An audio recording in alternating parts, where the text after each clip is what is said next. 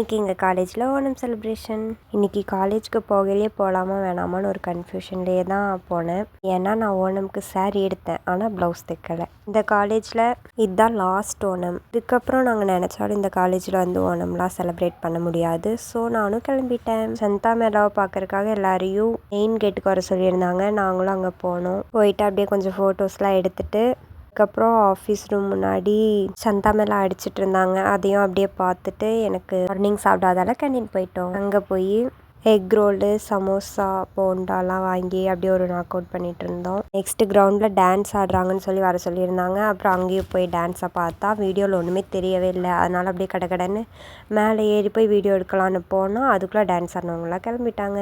இந்தியார் Onam celebration நல்லாவே இல்லை. அதுக்கு லாஸ்ட் 2 இயர்ஸ் கூட நல்லா இருந்துச்சு. நெக்ஸ்ட் எங்கள் மேம் குரூப் ஃபோட்டோ எடுக்கலான்னு கேண்டிடேட் வர சொன்னாங்க. அங்கேயும் போய் ஒரு குரூப் ஃபோட்டோ எடுத்து ஃப்ரெண்ட்ஸ்க்கெல்லாம் பாய் சொல்லிட்டு கிளம்பியாச்சு. ஓகே காய்ஸ், இன்றைக்கி ஒரு குட்டி இன்ஃபர்மேஷன் பார்க்கலாமா?